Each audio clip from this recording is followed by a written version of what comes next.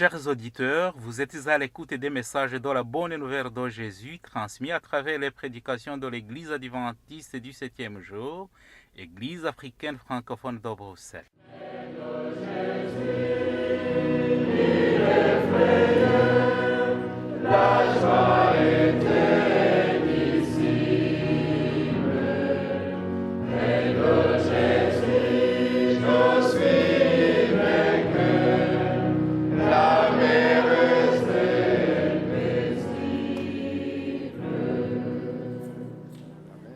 C'est ainsi qu'a commencé la bonne nouvelle de Jésus-Christ, le Fils de Dieu.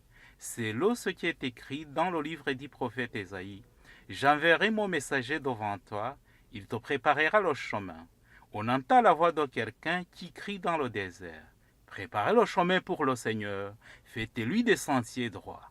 Marc chapitre 1, verset 1 à 3. Itangiro ry'ubutumwa bwiza bwa Yesu Kristo, umwana w'Imana. Nk'uko byanditswe n'umuhanuzi Yesaya, ngo nuko ndenda gutuma integuza yanjye mbere yawe, izatunganya inzira yawe. Ijwi ry'urangurira mu butayu, ati nimutunganye inzira z'Uwiteka, mugorore inzira ze. Mariko igice cya mbere, umurongo wa mbere kugeza ku wa gatatu.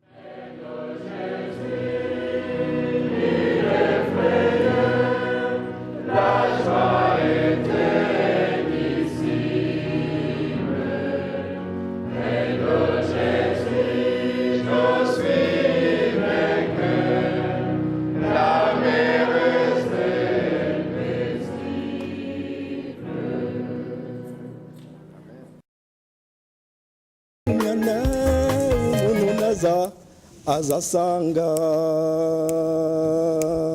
kwizera kukiri mwisi isi y'Imana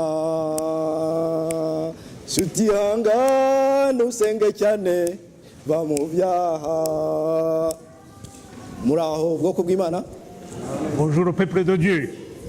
Uwiteka ahimbazwe mu iki gitondo kuba twese yatubashije kuza imbere y'ubwiza bwayo. Que l'Éternel soit loué pour tout ce qu'il a fait pour venir à l'assemblée devant sa face. Na mahirwe atagira uko angana kuko hari ababishatse ntibabishobora. C'est une grande opportunité exceptionnelle. Il y a ceux qui ont bien voulu venir mais qui ne l'ont pas pu. Sinzi ngiye bakunda kundya iminota iyo bampaye kwigisha. Parfois on peine 10 minutes lorsque je dois prêcher. Ariko ndumva nyuma ya saa sita turacyafite urusengero byibura nanjye ndakoresha nk'iminota nka 30 buri. Et je sais que déjà dans l'après-midi nous avons le droit à l'église, ce qui veut dire jusqu'à midi plus on aura le temps d'en parler. Nongeye gushimira mwene data Jean-Luc uturirimbiye indirimbo nyine tubaza niba igihe umwana w'umuntu azasanga kwizera kukiri mu isi, ariko kandi ihumure ngo dusenge cyane tuve mu byaha igihe azazira azasange twiteguye.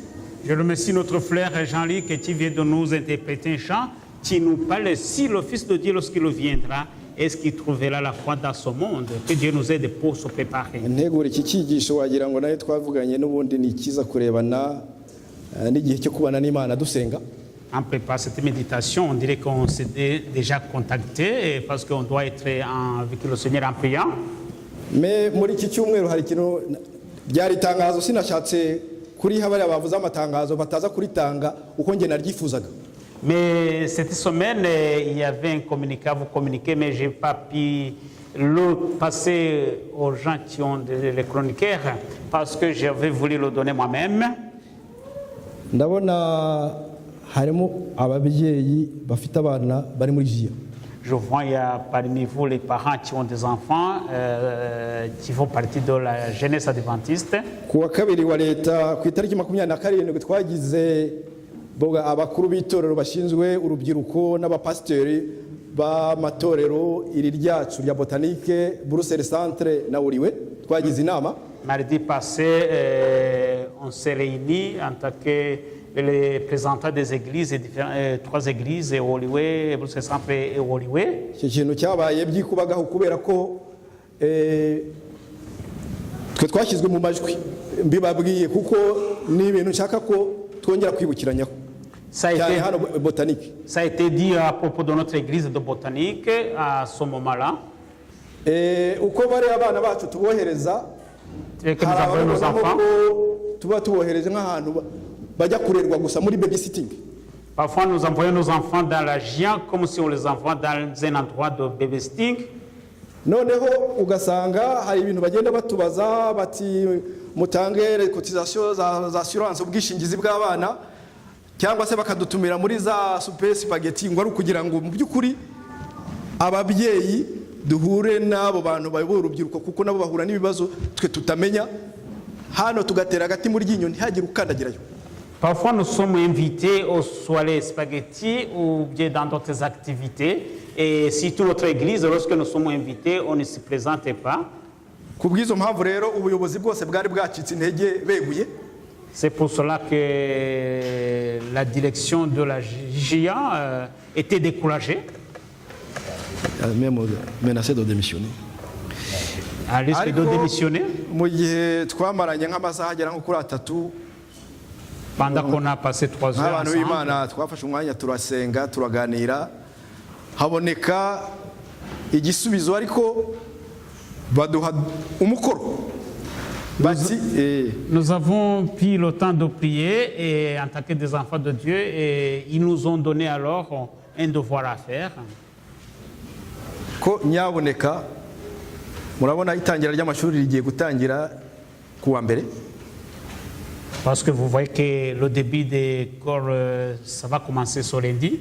Ubwo n'imirimo y'urubyiruko nayo niho izatangira ariko batubwira bati noneho ubwo mutwemere ko muzadutera inkunga turabategereje kandi dushaka ko mubishyira mu bikorwa.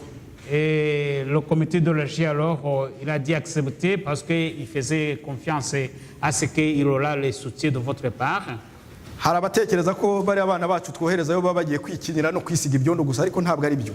Il y a ceux qui pensent que nos enfants lorsqu'ils vont dans les activités de la GIA c'est pour se saler avec la boue mais c'est pas vrai. Twe twagize amahirwe aho twagiye twiga gena mu bigo by'abihaye Imana tukiri n'abatoya muri za mu mashuri abanza n'ayisumbuye habagamo za programme aho twiga iyobokamana.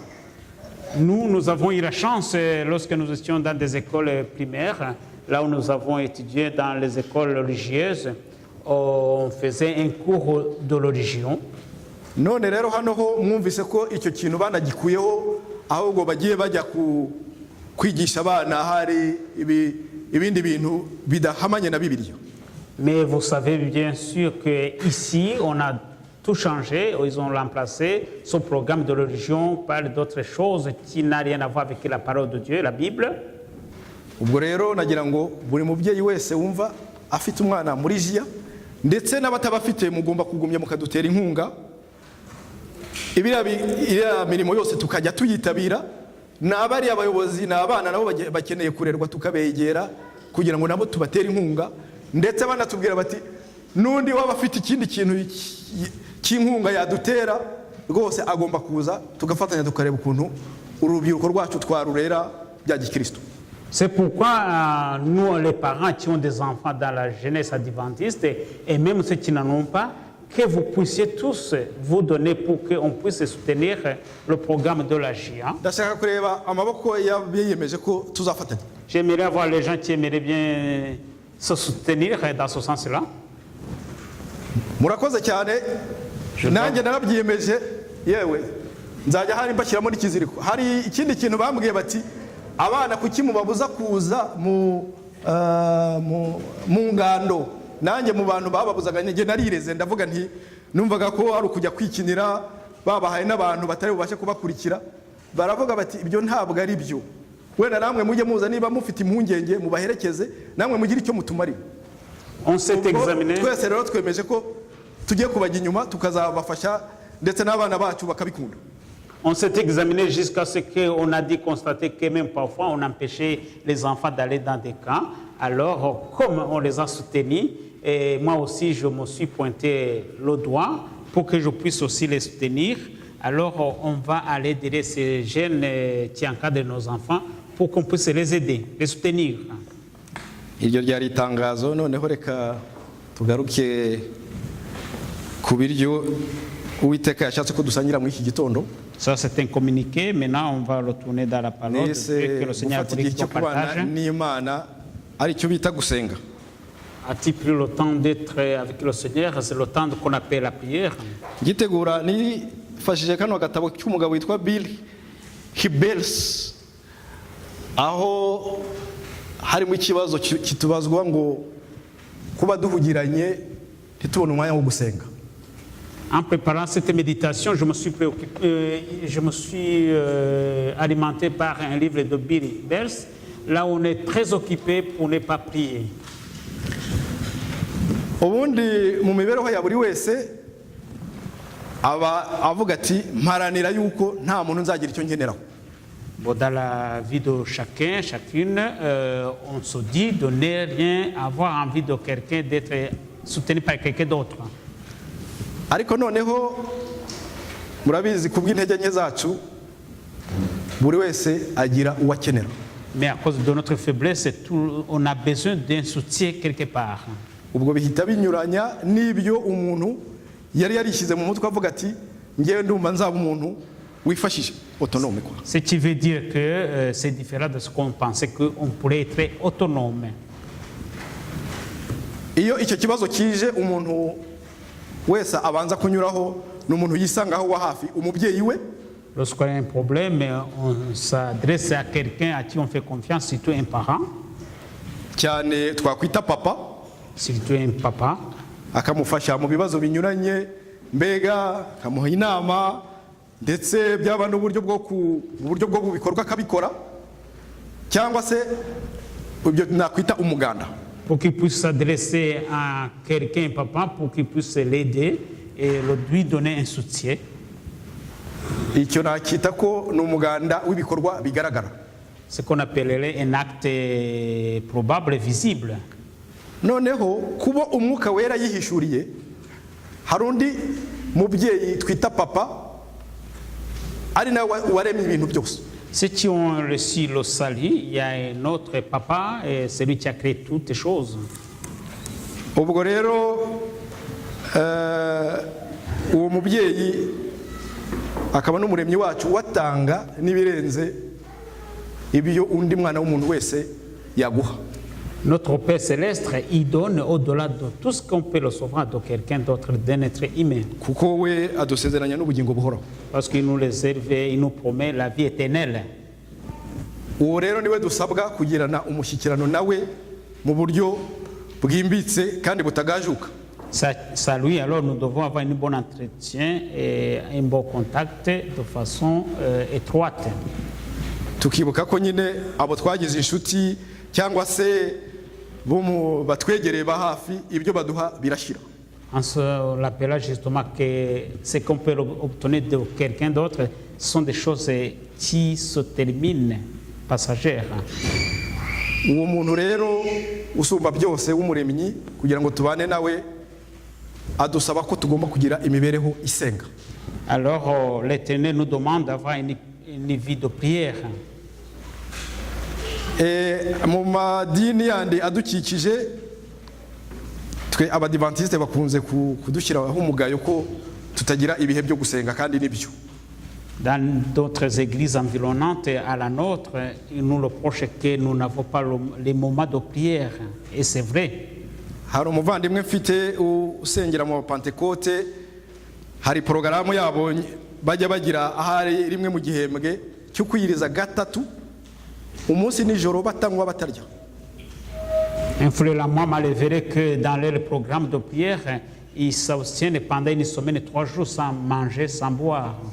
Iyo bari mu ibyo bihe ataye wanjye kuko atuye kure we n'umudamu we tukabona rwose baho ariko ukabona bakomeye n'amazi ntibayanywa. Lorsqu'ils sont dans les moments de prière comme ça, ils rentrent chez moi et j'ai remarqué qu'ils ne prennent même pas de l'eau à boire. Noneho nyine umufasha wanjye tukavuga tuti kose ko n'umunsi umwe iyo twafashe kwiyiriza ko bigera nimugoroba umuntu yarembye biti. Moi et mon épouse, lorsque on remarque cela, on se demande, moi lorsqu'on a jeûné pour un jour, on se dit c'est trop, mais pour eux alors. nabo rero bakatubwira bati ubwo muzabaho murya muhekenya, noneho bakabaza n'abana bati hano murya kangahe mu munsi. Alors ils demandent à nous, est-ce que vous resterez toujours comme des gens qui mangent, c'est tout. Et ils demandent aux enfants combien de fois vous mangez même ici à la maison. Bakarya inshuro nkenye bati mu gitondo turya cereal, saa sita tukarya umugati twapfunyitse, nimugoroba umuntu ahageze afata akantu gatoya tukaza no kurya ibiryo noneho dusangiye kane kose.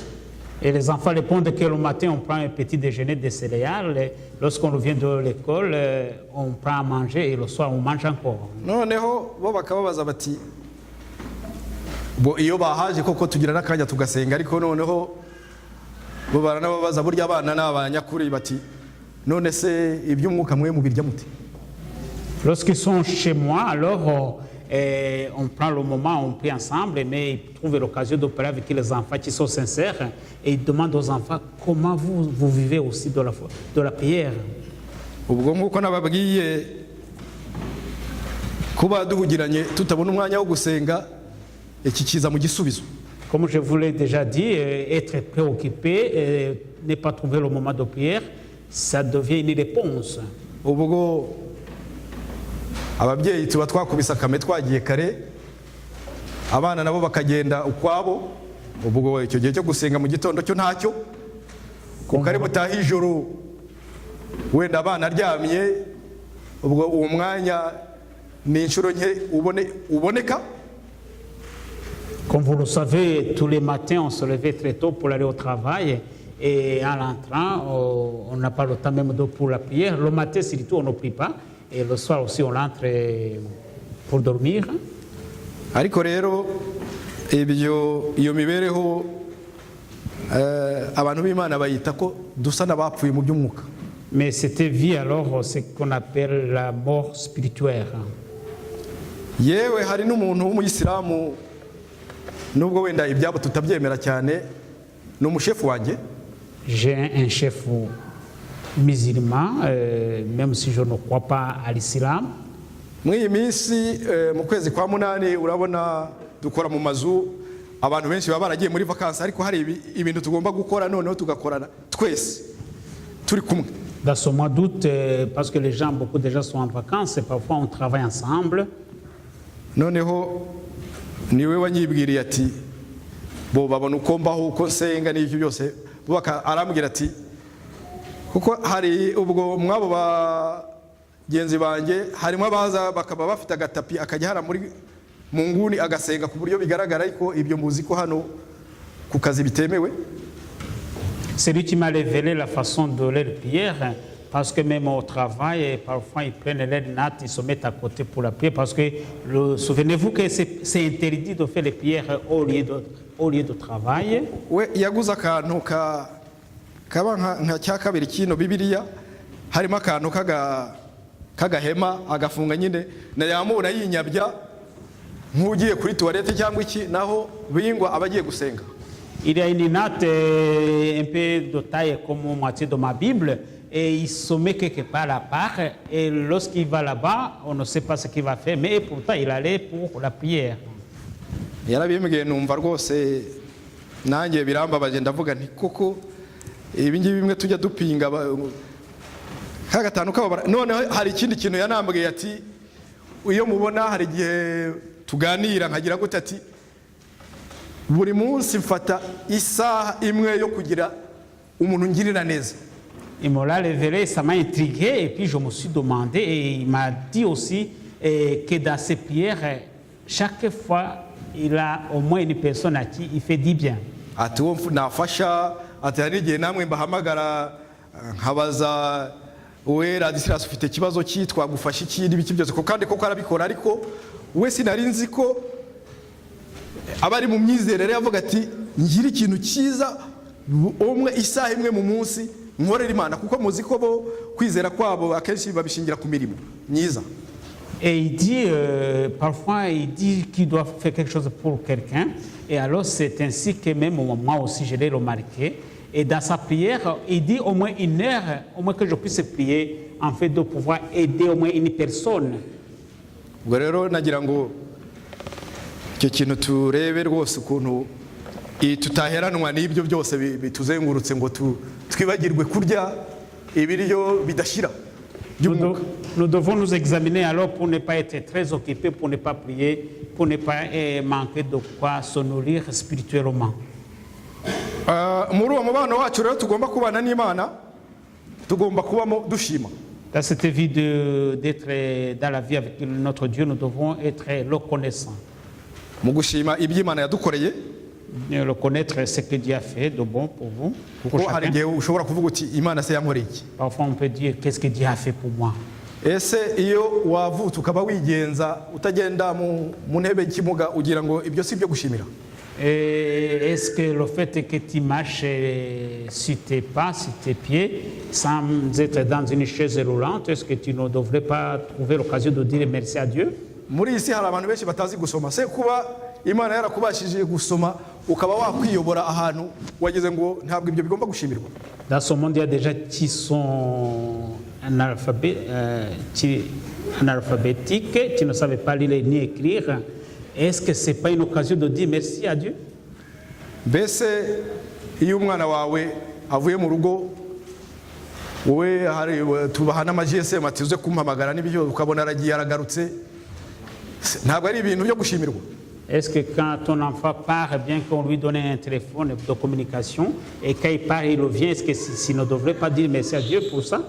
Non, tugashima n'ibyo izadukorera. Nous devons aussi être reconnaissants, dire à Dieu aussi ce qu'il fait là pour nous. Kuko buri muntu wese ubaho mu migambi yagira imishinga avuga ati nzakora ibi nzakora ibi. Parce que chacun il a toujours des objectifs en disant je ferai ça et ça. Umunyeshuri ati Mana uzampe gutsinda, umukozi ati uzampe amahoro ku kazi, ndetse yaba amahoro ayafite ati Mana wampaye bakananyongeza umushahara. Un élève dit dans sa tête que je puisse avoir le succès des études, et le travail aussi, ils disent que je puisse trouver un bon salaire. Ikindi tugomba gukora kuwo muremyi wacu tugomba kumuhimbaza. Nous devons aussi rendre gloire à Dieu. N'uburyo bwo gusenga ndi kubabwira. C'est la façon de prier. Imana yonyine niyo yo guhimbazwa, ariko uko bigaragara muri iyi minsi ishyira imperuka ahubwo nitwe twihimbaza. C'est à Dieu seul que nous devons rendre gloire, et malheureusement dans les derniers jours nous nous glorifions nous-mêmes. Ukagenda ukicara ugashyira akaguru ku kandutsi urakoze Mana. Ubwo n'umuntu twavuze ko aba turi kuvugana n'abantu tuvuga ko hari akantu gake kakamuri babonye twitwa ko turi abantu b'Imana dusenga. Uti Imana rwose iyi nzu ndayigushimiye, iyi modoka wampaye n'ibiki byose, amen. Ubwo iryo sengesho ryawe wenda rigahora buri munsi ari uko nguko akanya wabonye nabwo akanya kangana urwara wabonye.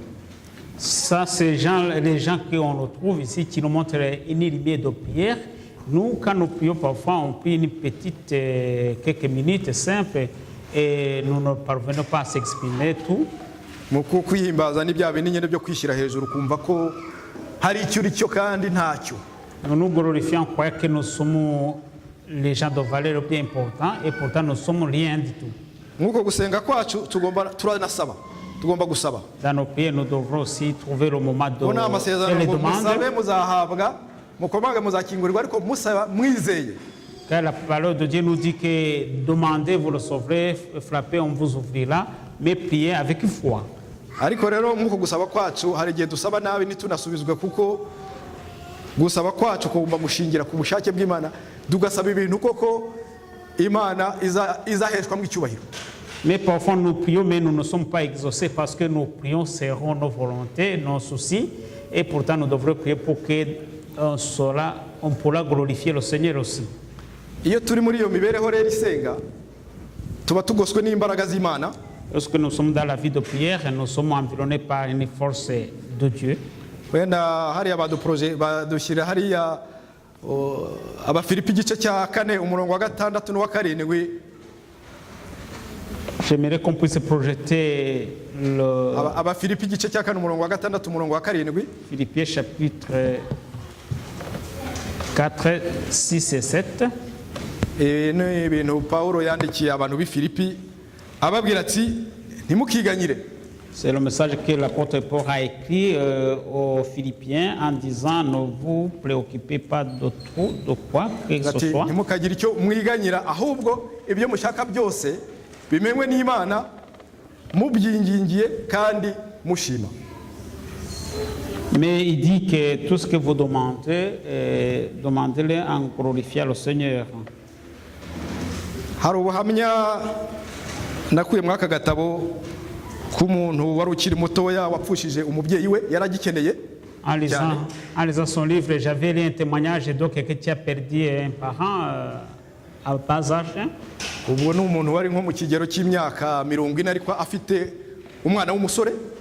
Il avait à peu près 40 ans, il avait un jeune garçon. Noneho apfa by'impanuka azize ikibazo cy'umutima. Et il est mort par une crise cardiaque. Noneho igihe uwo mwana kandi yumvaga ari umuntu wizera yari ari mu nzira ajya kureba aho nyina yari atuye nyine agenda arira ariko ndetse abaza n'Imana ati koko n'ukuntu ngukunda n'ukuntu mbana nawe none ni ibiki unkoreye. C'était un enfant qui avait la foi en Dieu, alors en chemin en pleurant il disait Seigneur, et la façon je t'aime, voilà ce que tu me rends. Ariko aho yageze mu gicuku aguye agacuho yaje kugira inzozi. Lorsqu'il est arrivé à bâtir dans la nuit, il est tombé en sommeil. Hanyuma yumva ijwi ryongorera ry'ihumure rimubwira ngo humura ndabishoboye kandi ndaguhagije. Et en songe, j'ai entendu la voix qui disait ne te fatigue pas, je suis là pour toi, pour tout. Reka gushidikanya ahubwo ungirire icyizere. N'ayez pas de doute, au contraire, fais-moi confiance. Uko guhumurizwa n'Imana rero mu icyo gihe cy'umubabaro n'amarira uwo musore yahakuyemo imbaraga zo kumva koko atari wenyine. Dans cette façon d'angoisse et de pleurs, le garçon s'est ressenti qu'il n'était pas tout seul. Yumvise ko atatereranywe nk'umusare uri hagati mu nyanja irimo imiraba kandi adafite cya cyuma bita busoro cyo kumuyobora aho ajya. Il a compris qu'il n'est pas seul dans la mer. Là, il n'a même pas le boussole pour s'orienter. Nari mbabwiye mu kanya yuko iyo turi mu ibyo bihe dusenga tuba dufite tugoswe n'imbaraga z'Imana. Ikindi kintu nababwira nuko mu ibyo bihe byo gusenga tubwirwa yuko ari ubutunzi harimo ubutunzi bwinshi. Je vous disais justement que lorsque nous sommes dans cet environnement de prière, nous reconnaîtrons qu'il y a une richesse extraordinaire. Harimo amahoro yo mu mutima. Il y a la paix du cœur. Hakabamo kumva rwose unezerewe nubwo uri mu bibazo byinshi ariko amahoro mu mutima n'ibyo bihe ni uwo data wa twese uyatanga kuko nkuko nababwiye nta wundi muntu ushoboye kuyatanga utuye hano kuri isi. Tu te retrouves dans ces moments de prière avec joie, avec la paix du cœur, parce que tu ne trouveras pas personne qui pourrait te donner une paix semblable. Iyo wageze mu urwo rwego rero icyo gihe bikurinda kwiyandirisha iby'isi. Lorsque tu es dans cet environnement de prière, tu ne salis pas avec les choses mondaines. Bikaturinda nyine n'ibihendo byayo kuba wakwiba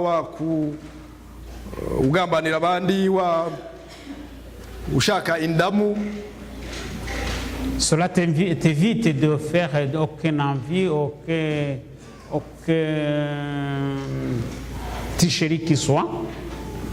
Noneho ikindi cya gatatu nababwira cyo tuba turimo mu ibyo bihe byo gusenga nababwira yuko icyo gihe niwo muyoboro wonyine ushoboka Imana ishobora kugaragarizamo imbaraga zayo. C'est dans ce canal-là que Dieu il se manifeste et manifeste sa puissance, sa force. Muri ayo masengesho y'Imana atangamo imbaraga zizana amahoro. Dans ces moments, tu trouves la force qui amène à la paix. Muri ibi bihe bishyira imperuka abantu benshi bahakana Imana ariko bikageraho bakanasenga kuko bazi neza yuko Imana isubiza. Hari indirimbo nkunda ya Jean-Luc Imana irasubiza. Dans ces derniers jours de la fin, parfois les gens ils trouvent parfois un moment de prier. J'ai mis un chant que notre frère Jacques chante disant que Dieu est bon. nubwo bimeze gutyo nyine abantu barasenga nyine yaba bya nyirarureshwa cyangwa se ariko noneho kuko bazi ko Imana itanga imbaraga n'imigisha ariko ikabitanga ihereye ku bayisenga. Même dans les prières, parfois compris sans faire beaucoup d'attention, mais on reconnaît quand même que Dieu donne des bénédictions et surtout à partir pour les gens qui croient en lui, qui prient en lui. Nkuko gusenga zimwe mu mbaraga z'Imana tubibona ko zishobora guhindura byinshi. Nous remarquons dans les prières que la force de Dieu peut changer beaucoup de choses. Nko kudutsindira ibigeragezo ndetse no kutuneshereza bimwe mu bibazo duhura nabyo muri iyi minsi ya nyuma. Pour vaincre les tentations et les choses qu'on rencontre dans la fin des temps. Gusenga gukiza indwara. La prière guérit les maladies z'imibiri ndetse n'iz'imitima, spirituelles et morales, physiques. Bishobora no binakemura bimwe mu bibazo by'urushako. Ça résout même certains problèmes de conjugaux. Ndetse n'ubukene tutabwibagirwe n'inzangano. Même la haine aussi disparaît par la prière. Hari umuntu wavuze ati iyo turi mu murimo tuba dukora. Il y a quelqu'un qui a dit lorsque nous sommes dans l'œuvre nous travaillons. Atariko iyo dusenga Imana ibikora mu mwanya wacu. Mais quand nous prions, Dieu il travaille à notre place. Iyo turimo dukora, lorsque nous travaillons, tuba turi mu murimo nyine, ariko noneho iyo turimo dusenga Imana ibiri gukora umurimo wacu. Quand nous sommes occupés au travail et en priant, Dieu s'occupe aussi de notre travail. Lorsque nous prions, Dieu s'occupe du travail que nous devrions accomplir.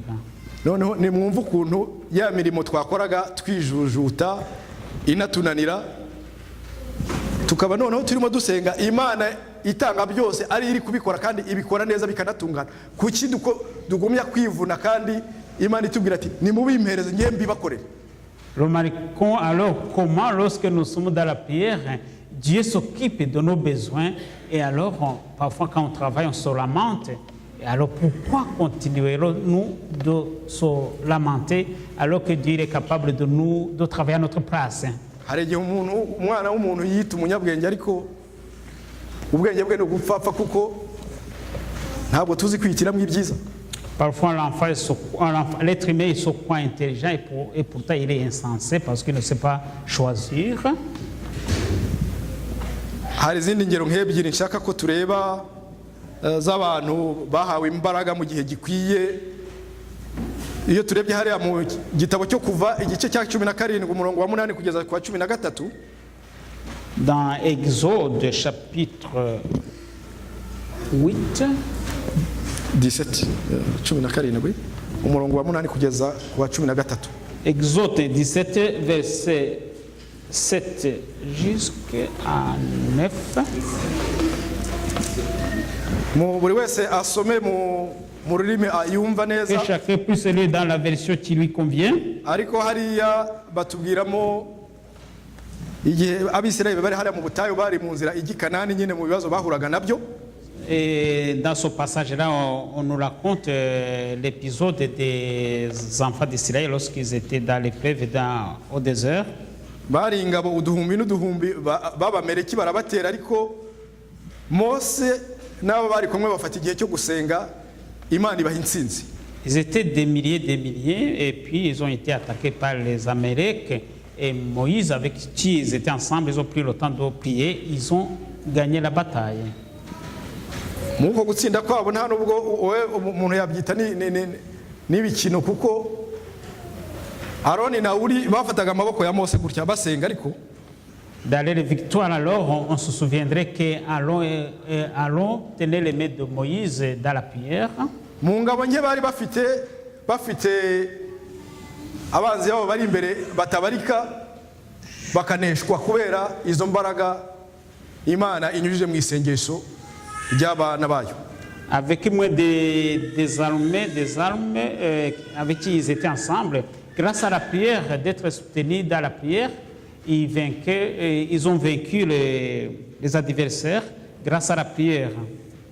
Ariko ibyo ntimukajye mubyumva ko ari amateka kuko bamwe nigeze ntangira kumva bavuga ngo iyi Bibiliya ngo ibirimo ngo sukuri ngo nifasha nyigisho. Ni ijambo ryahumetswe n'Imana. Faisons attention parce qu'il y a des gens qui critiquent la parole de Dieu en disant que ce sont des choses qui ont été écrites pour écrire, mais plutôt c'est la parole qui a été inspirée par Dieu.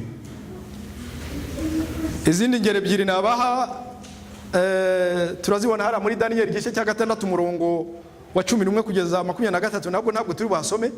Dans Daniel 6 verset combien? Daniel 6 umurongo wa 11 kugeza 23. Daniel 6 verset 11 jusqu'à 23. Ni hariya haduha igitekerezo cya Daniyeli mu rwobo rw'intare. Ça nous donne l'histoire de Daniel dans la fosse au lion. Itegeko ry'ikubagahu riratanzwe babuza abantu gusenga, ariko ahubwo Daniyeli we akuba gatatu igihe yasengaga. Ça a été donné, l'ordre de ne pas prier, et pourtant Daniel a pris le temps de prier 3 fois par jour.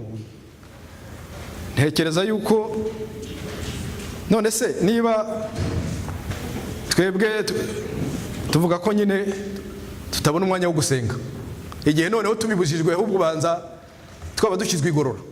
Alors nous, si nous disons que nous n'avons pas le temps de prier, alors si on va nous interdire la prière, Satani akaza akakubwira ati niba itegeko ryasohotse wajya kwiteranya n'ubutegetsi ushaka iki wabyihoreye. Satan alors va te dire le fait que la loi est déjà promulguée que vous ne devez pas prier, pourquoi te préoccuper toi de prier alors que la loi l'interdit? Ariko ijambo ry'Imana ritubwira yuko igihe cyo gutotezwa kitari kure. Mais la parole de Dieu nous dit que le moment de persécution n'est pas encore arrivé. Ko iki gihe kitari kure, ariko noneho se igihe tukiri mu mahoro asesuye nitutitoza ngo tuba twafashe ibivumbikisho, icyo gihe ni cyiza niho tuzabitangira. Alors si nous nous occupons pas dans les moments là où la prière est possible, est-ce que lorsqu'il y aura le moment de persécution, ça sera facile pour nous? Harimo abari gusinzira reka mbaririmbira akaririmbo. Je vois déjà qui en sont en prière. Ngoma y'umwami Dariyo ubwo yakundaga Daniyeli yamugize umutware mukuru mu gihugu cy'i Babuloni. Abatware bakuru batangira kumugirira ishyari bati mwami nyagasani, Daniyeli wa mugabo wakundaga, erega mwami ntakwitayeho. Bakabutse? Hanyuma nubwo ibihe icyo gihe byari bikomeye, même quand les moments étaient difficiles, kubera gushikama kwa Daniyeli no kwizera imbaraga z'Imana, yaravuze ati ibyo rwose nimushaka mungirire vuba, kandi barabikoze, intare ntacyo zamutwaye. Amen. Amen. Par la prière de Daniel et la foi qu'il avait en Dieu, et dans la fosse au lion, les lions ne l'ont pas touché. Ahandi tubona igitekerezo nacyo kirebana na Daniel na bagenzi be mu gice cya 3 umurongo wa 13 kugeza ku 20. Et dans Daniel chapitre 3 également, nous y trouvons un autre passage magnifique.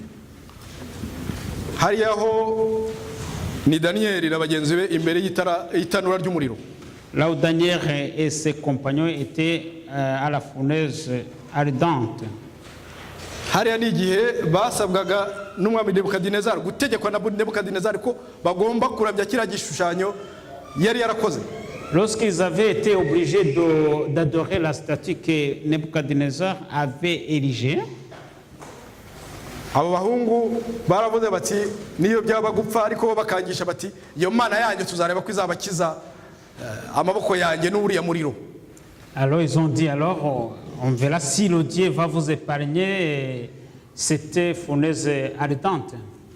ndetse bati nimwongeze inshuro zingahe ubwo wenda ni nk'inkwi bongeragamo kugira ngo wake cyane urushe kubatera ubwoba. Alors ils ont alimenté encore le feu pour qu'ils puissent avoir peur.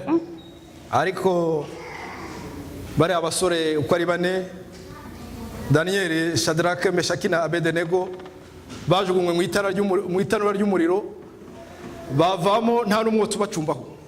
Mais les 4 jeunes, Shadrach, Meshach et Abednego, ils ont été jetés dans la fournaise ardente, mais aucune fumée n'a été ressentie sur leur corps. Ibyo rero ntimugire ngo byarizanye, ni uko bari barafashe ibivumbikisho babana n'Imana, bazi ubushobozi bwayo. Cela n'est pas venu subitement comme ça, mais c'est parce qu'ils avaient entretenu une relation avec Dieu et ils savaient à qui ils croyaient et la puissance divine. None se twebwe turatinya iki? Et nous, qu'est-ce que nous craignons alors? Nababwira ko iki ni igihe cyo kongera tukisubiraho tukiyinira. C'est le moment de s'examiner encore. Kugira ngo mw'ibyo bihe bibi biri imbere bidutegereje bizasange tutakira abana ahubwo dusigaye twarakuze mu by'umwuka. Pour que nous nous préparons pour la vie qui sera difficile et que nous serons fortifiés dans la foi. None se hari udashaka kujya mu ijuru, ndashaka kureba abantu bashaka kujya mu ijuru. Y a-t-il des gens qui n'aimeraient pas aller au ciel? J'aimerais les gens qui aimeraient aller au ciel. Kandi baratubwira ngo gusenga bikingura ijuru. Et nous savons que la prière ouvre les portes du ciel. None se ko tudashaka gufata urufunguzo rizikingura? Alors si nous ne voulons pas prendre la clé, est-ce que le ciel va s'ouvrir tout seul? Twongere nyabuneka turebe uyu mwanditsi wavuze ati kuba ndahugiranye simbashe gusenga, bitubera isomo kugira ngo buri wese yongere arebe mu bugingo bwe niba urwo rufunguzo rw'ahantu aharanira kuzagera yarugeraho akarukozaho intoki. Que nous puissions encore penser à cet écrivain qui avait déjà écrit que très occupé pour ne pas prier, et que nous puissions trouver une clé qui va nous aider à ouvrir la porte du ciel. Izi nzitwazo rero ntabwo Uwiteka azazitwibukira, ndetse hari igihe nk'ubu ngubu ushobora no kujya n'ahantu kandi no mu bakristo rwose uvuga uti ni umuntu wumva ushobora no kuba yasenga nk'ubwo ukamubwira uti senga, ati no, ati ntabwo nzi gusenga. Des excuses ne seront pas reconnues devant le Seigneur. Même les gens soi-disant croyants, chrétiens, à qui on peut demander faites-nous une prière, mais ils disent non, je ne peux pas parce que je ne sais pas prier. Rwose ubwo n'umwana utangiye kugira imyaka 3 twagombye kujya tuba turi yiga kuvuga, yiga no gusenga. Et pourtant nous devrons aussi apprendre à un enfant même à 3 ans d'apprendre à prier. Uretse ko biragoye kuko niba twe ababyeyi se tudasenga twatanga icyo tudafite. Mais c'est difficile. Si nous les parents, si nous ne prions pas, est-ce que prions-nous encourager nos enfants alors que nous n'avons pas la prière en nous? Bon.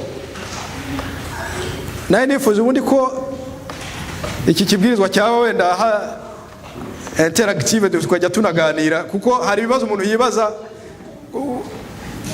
none se murumva twaba turushwa n'iki niba tubwirwa tuti dore urufunguzo ruzabakingurira ijuru, tukanga kurufata twebwe ahubwo aho kugira ngo ujye hafi y'umuryango ukagenda ujya kure yawo kandi uvuga uti ndaharanira kuzajya mu ijuru. J'aurais bien aimé que ce moment de méditation soit un moment d'échange interactif, afin qu'on puisse encore se dire et comprendre comment pouvons-nous mener une vie qui amène au ciel. Ibyo rero kugira ngo tuzabishobore nta kindi cyera kirabura uretse yuko tugomba gutumira Imana mu bugingo bwacu. Pour y arriver, pour trouver le moment de prière, on ne fera aucune autre chose qu'inviter le Seigneur pour qu'il puisse être dans notre vie. Iyo twiswe ngo turi abakristo ni ukuvuga abakristo bagomba kugira imico ye. Si nous sommes appelés les chrétiens, nous devrons être des chrétiens de son caractère. J'aimerais avoir les mains des chrétiens. Abakristo bari hano. Les chrétiens qui sont là ici. abakristo bari hano ndashaka kureba amaboko yabo. Les mains des chrétiens qui sont dans l'assemblée. Ubwo rero niba turi abakristo, Si nous sommes des chrétiens, tugomba kwemera kugira imico ya Kristo kuko nawe yabagaho mu buzima busenga. nous devons alors avoir le caractère de Christ parce qu'il avait une vie de prière. Tukaganira na papa usumba byose tukamubwira tukamutetaho kuko azabyuha ibyo dukeneye byose. Et nous aurons l'occasion de nous entretenir avec notre Père céleste parce qu'il nous donnera ce que nous avons besoin. Kugira ngo igihe kitazagera tukavuga ngo tukaririmba ya ndirimbo ngo igihe nataye ndindagirira muri iyi si kandi nta kintu tutamenye. Pour que nous ne chanterions pas le cantique disant que nous avons trimballé dans la terre sans rien y trouver. Iri sezerano riratubwira ngo musabe muzahabwa kandi mukomange muzakingurirwa. La paix nous dit que demandez, vous recevrez, frappez, on vous ouvrira. Kandi Yesu akongera akatubwira ati dore mpagaze ku rugi rw'umutima wawe ndakomanga. Et Jésus dit, je me tiens à la porte et je frappe. Nunkingurira nzinzira iwawe dusangire n'ibibazo tuzabisangira. Si tu ouvres la porte, j'entrerai chez toi et je souperai avec toi et je partagerai tes souffrances. Ariko kubera ko we ari we muti w'ibisubizo, Comme c'est lui la solution des problèmes, ninjira ibyo byose byaturushaga azabihinduramo ibisubizo byiza kandi bishimishije Imana. il entrera en nous, alors il changera nos problèmes et nous trouverons des solutions qui sont meilleures. Uwiteka rero atugire neza muri iki gitondo atwibutse aya masezerano. Que Dieu nous aide alors, nous la Père, ses promesses. Kugira ngo mu masaha yacu 24 y'umunsi tujye tugiramo igihe tugenera Imana yacu yo kubana nayo. Pour que nos heures de jour 24 heures, nous trouvions aussi un temps de nous entretenir avec notre Dieu. Twe kuba nka cya gisiga kimena inyinda kuko nitubigi ibisambo kwa masaha 24 Imana tukayimamo umwanya wayo, ubwo nta bugingo tuzabona, tuzaba twiyimye byose. Pour que nous ne serions pas comme l'autre qui s'est privé et qui s'est empêché de bénédictions.